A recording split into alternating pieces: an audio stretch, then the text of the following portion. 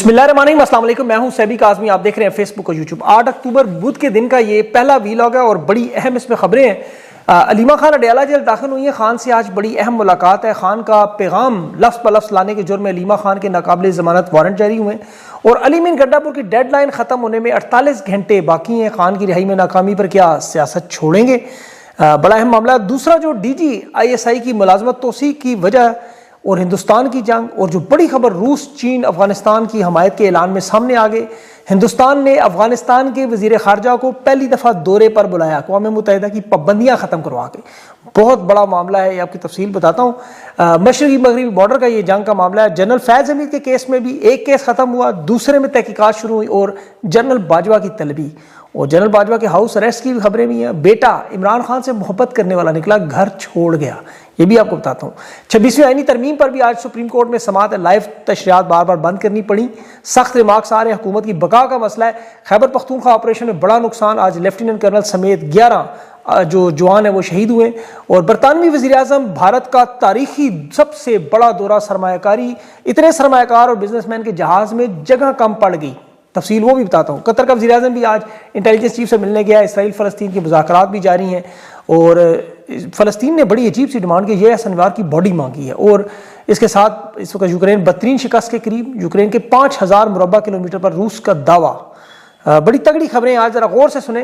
पहले तो खान का जो अडयाला का इस वक्त मुलाकात का मामला है उसकी ज़ाहिर अभी चल रही है, तो वो अगले वीलॉग तक खबरें आ जाएंगी। इस वक्त खान के केसेस की भी और अली मीन समेत तमाम बहुत सारे मामला हैं। लेकिन सुप्रीम कोर्ट में जहाँ इस वक्त हुकूमत की बका का केस चल रहा है, ये पूरे निज़ाम का, अदलिया में 26वीं तरमीम का केस, तहरीक इंसाफ के वकील हामिद खान ताबड़तोड़ दलाइल दे रहे हैं। लाइव स्ट्रीमिंग में इन्होंने आवाज़ ख़राब की, इलेक्शन की तरह धांधली की, जिस तरह वारदात।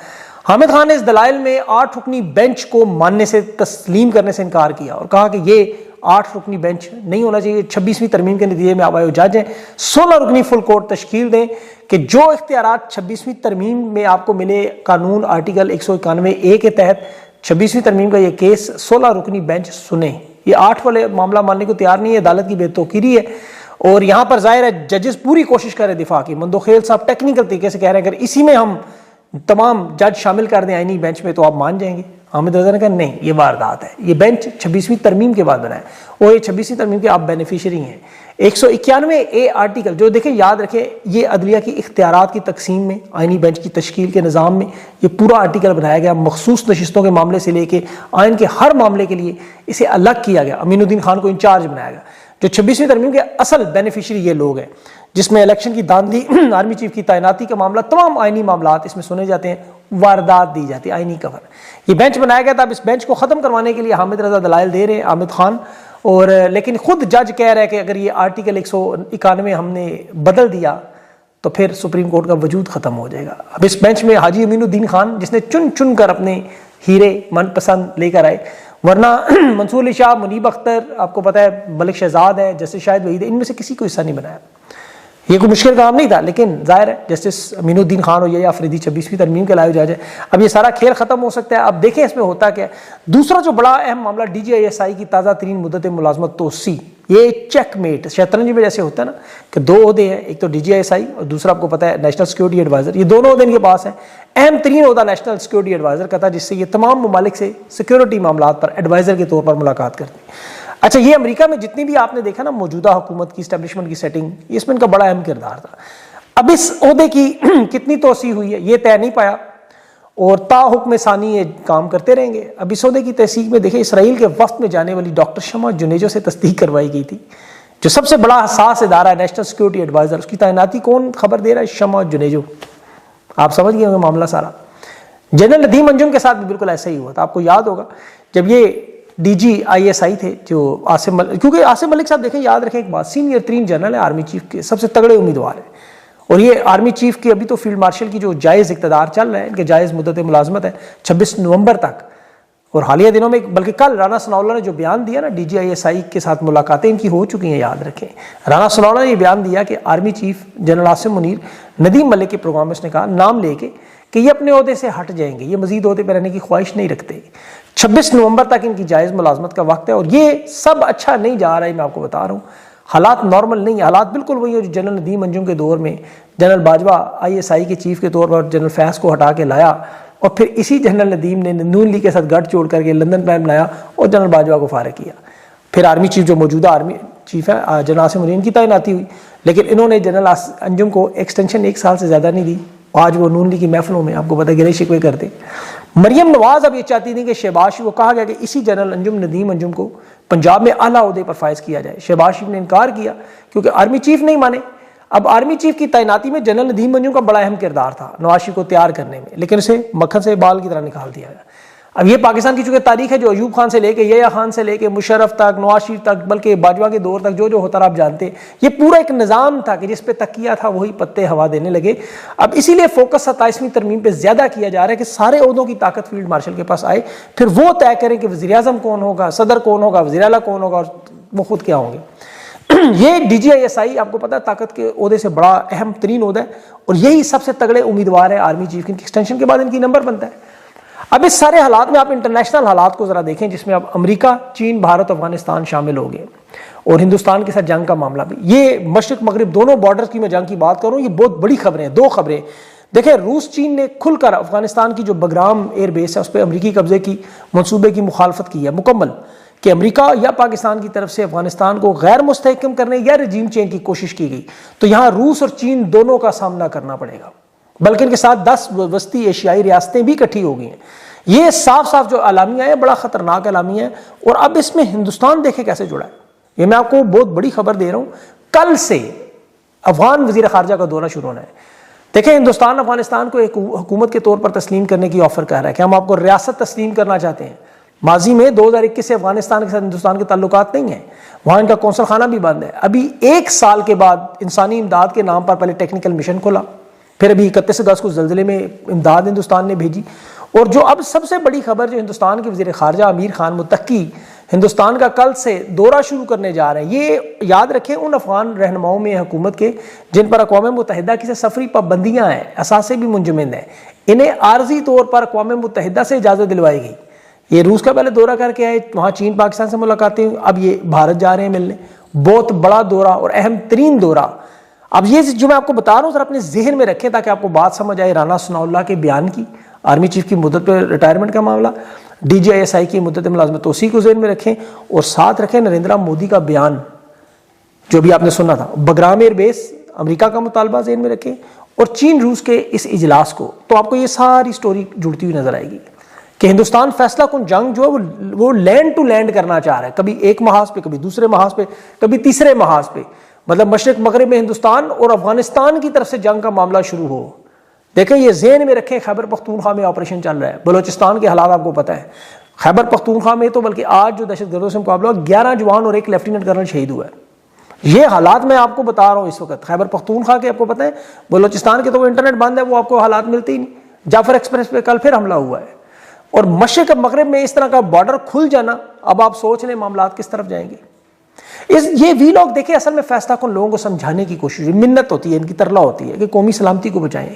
پاکستان کا سب سے بڑا رہنما جیل میں, اسے نکالیں, ان معاملات کو ٹھیک کریں, خارجہ پالیسی کے ذریعے ملک میں امن و امان لائیں.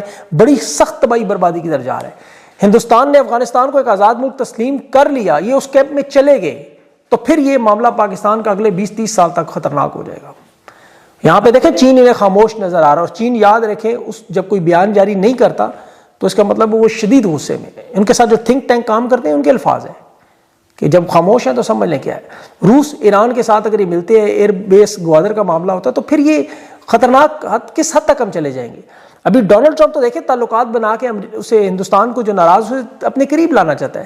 یہاں جنگ شروع ہوئی تو اب امریکہ تو اس میں شامل نہیں ہوگا. امریکہ تو کبھی بحری بیڑے نہیں بھیجتا, سعودی عرب نے تو کبھی بحری بیڑے نہیں بھیجنے. ڈونلڈ ٹرمپ نے تو ابھی پلٹی ماری ہے, جس کا آخری بیان آپ دیکھیں اٹھا کے, اس نے اب پاکستان کا شکریہ ادا نہیں کیا, اس نے باقی ممالک کا شکریہ ادا کر دیا. اسرائیل کے معاملے پہ شہباز شریف اور آرمی چیف کو اس نے استعمال کر لیا, اب ان کی ضرورت نہیں ہے. دفاعی معاہدے میں آ گیا, ہم جو کروانا تھا کروا لیا. یہ لڑائی میں کبھی نہیں آئیں گے. سعودی عرب بھی نہیں آئے گا, وہاں لاکھوں ہندوستانی کام کرتے ہیں ان کے وہاں. معیشت میں آپ کو پتہ ہے, بلکہ معیشت کی آپ کو تفصیل بتاتا ہوں, وہاں آپ کو سمجھ آ جائے گی. اسٹیبلشمنٹ کے اپنے ادارے, ان کی جو اپنے بڑے بڑے تھنک ٹینک ہیں جو معیشت چلانے کے لیے, جانچنے کے لیے, پرکھنے کے لیے انہوں نے بنائے ہوئے ہیں پاکستان کے اصل حالات والے. یہ وہ کہہ رہے ہیں, اطلاعات دے رہے ہیں, وہ پریشان ہے سخت. وہ کہہ رہے ہیں پاکستان کی معیشت کو لے کے سب کچھ بگڑا ہوا ہے, پورے کا پورا جو اچھا یہ وہ لوگ ہیں اتنے اہم لوگ ہیں کہ یہ پاکستان کی معیشت میں اہم لوگ لاتے ہیں. جیسے اسٹیٹ بینک میں ڈاکٹر باقر رضا کو لائے تھے, آپ کو پتا ہے IMF سے حفیظ شیخ کو لائے تھے, ابھی حالیہ محمد اورنگزیب صاحب کو لائے, یہ وہی لوگ ہیں. تو ان کی سفارشات میں دنیا کے بڑے بڑے اداروں کی رپورٹس دیکھ کے پاکستان کی معیشت کو دیکھتے ہیں. بہت بڑا نیٹ ورک ہے. آپ ان سے بات کریں وہ آپ کو بتائیں گے. جتنے وہ کہہ رہے ہیں جی میلبس سے جو فوج کے ادارے ہیں, جو فوج کی معیشت ہے وہ ٹھیک ہے, $500 ارب سے زیادہ معیشت ہے, وہ منافع میں, لیکن پاکستان تباہ و برباد ہو رہا ہے. یہ خود ذمہ دار لوگ کہہ رہے ہیں. میں اب ظاہر تفصیلات نہیں بتا سکتا, لیکن پاکستان کی معیشت کو مکمل طور پر کہہ رہے ہیں تباہی کی طرف جا رہی ہے, اور اس کے دلائل سامنے نظر آ رہے ہیں. آپ دیکھیں کہ آرمی چیف جب اقتدار میں آئے تو انہوں نے کہا SIFC میں $100 ارب آئیں گے. 3 سال ہو گئے, آپ دیکھ لیں کتنے ڈالر آئے. پھر 2023 میں اعلان کیا کہ 1 سال میں معیشت ٹھیک ہو جائے گی. آج 3 سال ہو گئے, معیشت تباہ و برباد ہو گئی. انوار الحق اس وقت وزیر اعظم تھا, آپ کو یاد ہو, اس وقت سے شروع ہوا ہے کام کہ سعودی عرب سے $25 ارب سرمایہ کاری آ رہی ہے, کوئی سرمایہ کاری نہیں آئی. جنوری 2025 میں انہوں نے عسکری صحافیوں نے ٹویٹس پہ پیغامات, آپ کو یاد ہو گئے کہ جی ڈونلڈ ٹرمپ کا جنٹری بیچ آ گیا ہے, پورے پاکستان میں ٹرمپ ٹاور لگ جائیں. کتنے ٹاور؟ پھر ہوگا جی سعودی عرب سے $20 ارب کی سرمایہ کاری آ رہی ہے, یہاں آرام کو بہت بڑی بڑی انویسٹمنٹ کرنے جا رہی ہے. 100 ملین. انہوں نے کیا کیا, پیٹرولیم کے چند شیئر خریدے, چند پیٹرول پمپ لے لیے. شہباز شریف نے پھر پیغام آ کے دیا جی کویت سے $10 ارب آ رہے ہیں, آذربائیجان سے 2 ارب کے, تو 5 دفعہ اعلان ہوئے. عرب امارات سے, چین سے 10, ابھی چین سے انہوں نے $100 ارب کا اعلان. ایک چیز نہیں آئی. سرسبز انقلاب کے نام پہ $40 ارب کہاں ہیں؟ آپ پوچھیں عسکری صحافیوں سے, تمام موجودہ حکومت کے, کہ بیانیہ بنانے کے علاوہ آپ نے کیا کیا ہے. پاکستان کے اندر جو سرمایہ کاری ہے وہ GDP سے 1% سے بھی کم ہو چکی ہے. IMF کی جو 11 ارب کی امپورٹ کی دکھانے پر سوال وہ پوچھ رہے کہ جھوٹ کیوں بول رہے اعداد و شمار پہ. بلومبرگ نے پاکستان کو دیوالیہ ہونے سے بچنے والے ممالک میں دوسرے نمبر پہ قرار دیا, دیوالیہ ہونے سے بچنے. انہوں نے کیا بیانیہ بنایا جی پاکستان دوسرے نمبر پر ابھرتی ہوئی معیشت میں آ گیا, وہ بھی پکڑے گی. تو میں نے سب سمجھ آ گیا کہ دیکھیں پاکستان میں جب تک اندرونی استحکام نہیں ہوگا, امن و امان نہیں ہوگا, عمران خان جیل سے باہر نہیں آئے گا, کبھی جو مرضی کر لیں ٹھیک نہیں ہو سکتا. گدے پر جتنی مرضی لکیریں لگائیں وہ زیبرا نہیں بن سکتا. سعودی عرب کا وفد آیا جی ڈالر ریال آ رہے, وہ پیٹرول پمپ خرید کے چلے گی. ایسا انہوں نے وہ لبیک کے نام سے فاسٹ فوڈ چین کا دعویٰ کیا, کوئی ایک ریسٹورنٹ بھی آپ کو پاکستان میں نظر آ رہا ہے. اب آپ ذرا ہندوستان کی طرف دیکھ لیں. محمد بن سلمان گیا, $100 ارب وہاں لگا کے آ گیا. عرب امارات کا صبر گیا, اس نے وہاں مقبوضہ کشمیر تک انویسٹمنٹ کر دی. آج برطانیہ کا وزیر اعظم ہندوستان جا رہا ہے, اس کے ساتھ اتنے بزنس مین ہیں, اتنے سرمایہ کار کے جہاز میں جگہ کم پڑ گئی. 125 برطانیہ کے ٹاپ لیول کے چیف ایگزیکٹو, یونیورسٹیوں کے چانسلر وہ اپنے ساتھ لے کے جا رہا ہے, جس میں رولز رائس, برٹش ایئر ویز, ٹیلی کام, ڈیگو, لندن اسٹاک ایکسچینج, بڑے بڑے آپ کو پتہ ہے سر. اور 2030 تک کہہ رہے ہیں کہ $1 کھرب تک ہم اپنی لے کے جا رہے ہیں سرمایہ کاری. یہاں $7 ارب کے پیکج لینے کے سر سے باہوں تک زور لگایا جاتا ہے. ہندوستان $16 کھرب کی معیشت میں شامل ہے, ہر شخص اس کے ساتھ کام کرنا چاہتا ہے. بھارت کی تاریخ کا یہ سب سے بڑا معاہدہ ہو رہا ہے. برطانیہ کی دیکھیں, جس میں انہیں وہاں تقریباً $12 ارب کا سالانہ, اور دونوں کی تجارت ملائیں گے تو $90 ارب سے زیادہ انہیں فائدہ ہو رہا ہے. $90 ارب. برطانوی یونیورسٹیاں وہاں سے اسٹوڈنٹس لے کے جا رہی ہیں, فلموں میں کام ہو رہا ہے, برٹش ایئر ویز کے ساتھ معاہدے ہو رہے ہیں. اصل کی انویسٹمنٹ, کوئی جنٹری بیچ, کوئی گاڑیاں دھونے والے ہزار ارب کے اعلان نہیں کر رہے, جینون انویسٹمنٹ. ایک ساتھ آزاد ہوئے, ایک جیسے حالات وہاں چکے, جمہوریت آ گئی, یہاں تباہی پھر گئی. ورلڈ بینک کی پاکستان کی رپورٹ پڑھیں آپ, عمران خان کے دور میں 6.2% پہ GDP, معیشت نے تباہ و برباد کی, دیوالیہ ہونے کا الزام لگا کے 2023 میں خود مائنس پہ لے گئی, -0.2 پہ. اربوں ڈالرز وہ PDM کی حکومت لوٹ مار کر گئی, نگران حکومتیں بنا کے وہ اربوں ڈالر گندم اور اس میں کھا گئی. وہ یہ کہتے ہیں جی معیشت کو اب چھیڑے نا. اعداد و شمار دیکھیں نا, ساری واردات کر کے یہ آگے پیچھے ہنسے کرتے ہیں, لیکن اصل حقیقت سب کو پتہ ہے. ورلڈ بینک کی رپورٹ پڑھ لیں آپ. پاکستان کی تاریخ کے پچھلے 4 سال کی معاشی دور کو بدترین دور میں شمار کیا جا رہا ہے.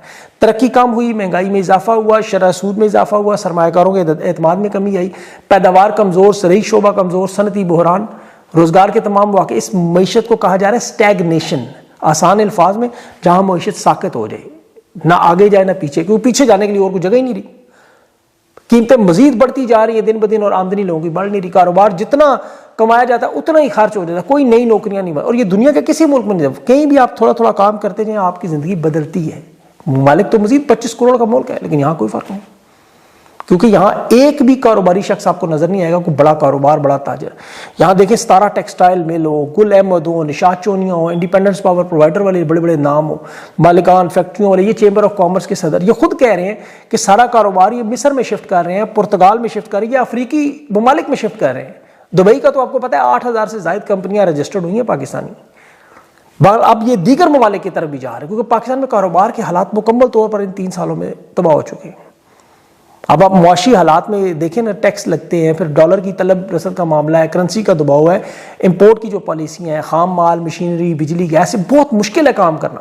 پھر اوپر سے امن و امان، بھتا لیا جاتا ہے باقاعدہ بزنس کمیونٹی سے، انہیں ڈرایا جاتا ہے، دھمکایا جاتا ہے.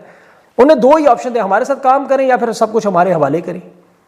اگر آپ پاکستان کی لسٹ بنائیں بڑے بڑے تاجروں کی، کاروباری لوگوں کی، تو آپ کو ایک بھی شخص ایسا نظر نہیں آئے گا کہ جو ارب پتی دنیا انٹرنیشنل لیول پہ. ہندوستان میں دیکھیں آپ کو 350 سے زیادہ وہاں ارب پتی مل جائیں گے جن کے $1 ارب سے زیادہ کے احساس ہیں. $1 ارب کی بات کر رہا ہوں. وہ سارے مل 3-4 مل کے پوری پاکستان کی GDP خرید سکتے ہیں، کیونکہ وہاں امن و امان ہے. یہاں ملک ریاض جیسا ایک بندہ جس نے وہ ڈی ایچ اے تو بعد میں بنا ہے نا، بیریا ٹاؤن میں، اس نے ایک واحد پاکستان کو پراپرٹی کا 5000 ارب کا پاکستان کو ایک نیٹ ورک بنا کے دیا. وہ ذلیل و خوار ہو کے نکال دیا گیا. دبئی میں وہ اپنا کام کر رہا ہے، اس کا تو کام چل رہا ہے. جو لوگ ملک چھوڑ کے گئے وہ تو اپنا کام کر رہے ہیں. انڈیپینڈنٹ پاور پرووائڈر میں جو انویسٹرز معاہدے کر کے گئے تھے، ان میں سے ایک کو اغوا کیا، باقی سارے ڈر گئے. اب کیسے ملک چلے گا آپ خود سوچیں. اور کرنے والا وہ جنرل باجوہ جس نے یہ ساری واردات سٹارٹ کی. دیکھیں جنرل باجوہ اس وقت ہاؤس اریسٹ ہے، آپ کو پتہ ہے گھر سے نہیں نکل سکتا. وہ اجازت لے کے جاتا ہے کہیں جانا ہو. اس کی بھی بڑی خبر ہے، ایک فوتگی میں وہاں بہت سارے ملٹری اسٹیبلشمنٹ کے بھی لوگ تھے، وہاں لوگوں نے بات کی، بہت سارے لوگوں نے مجھے بتا دیا. جنرل باجوہ کا وہاں مزید گواہ بھی ہے کہ اپنا بیٹا لڑ جھگڑ کر گھر چھوڑ کے جا رہا ہے. نام میں اس کا نہیں لیتا، وہ عمران خان کا بہت بڑا فین ہے. اور آپ حیران ہوں گے کہ وہ PTI کے ساتھ ہونے والے مظالم پہ باپ سے لڑتا رہا. یہ گھر کی ان کی خبریں ہیں، یہ ذرا ذہن میں رکھیں. بیٹا جنرل باجوہ کا گھر چھوڑ کے چلا گیا، کیا کرتے ہیں، اور وہ صدمے میں پریشان ہے، جوان بیٹا باغی ہو. یہ فوتگی میں وہاں قریبی لوگ باتیں کر رہے تھے، انہوں نے بات کی ہے، اور کہیں گے تو نام بھی بتا دوں گا. ابھی جنرل باجوہ کو وہ جنرل فیض کے وہ کیس میں بلانے کے لیے طلبی کی کوشش کی جا رہی ہے. ایک کیس تو اس کا ختم ہو گیا، مطلب یہاں وہ وارداتیں ہی نہیں ختم ہو رہی. اب اس میں خبریں بہت سی ہیں، ابھی اور بھی بہت ساری چیزیں ڈسکس کرنی تھی، لیکن وہ آپ کو ویڈیو لمبی ہو جاتی ہے میری، اور پھر اس میں آپ لوگوں کا انگیجمنٹ ختم ہو جاتی ہے. اس لیے میں کوشش کروں اگلے ویلاگ میں اس میں کچھ جو رہ گئی ہیں وہ اس وقت تک علیمہ خان کے بیانات، خان کے بیانات، یہ ساری چیزیں آ جائیں گی، وہ بھی آپ کے سامنے رکھوں گا. یہ معیشت کے حالات بتانے ضروری تھے کہ ان کو سمجھایا جائے، عدالت کے، معیشت کے، ملک کے امن و امان کے. یہ مقصد اس ویلاگ کا صرف یہ ہوتا ہے کہ فیصلہ کن سنتے ہیں یہ ساری باتیں، ان سے درخواستیں ہوتی ہیں کہ خدا کے لیے پاکستان پر رحم کریں. اسے ملک کو، ہم سب کو محبت ہے، 25 کروڑ کا ملک ہے، کوئی چھوٹا ملک نہیں ہے. کوئی نکلیں اس میں سے، اس منڈھار میں سے راستہ بنائیں. اور وہ ایک ہی راستہ ہے، اڈیالہ کی طرف جاتا ہے. ادھر جائیں گے تو سارے معاملات حل ہوں گے. اپنا خیال رکھیں، مجھے اجازت دیں. اللہ حافظ.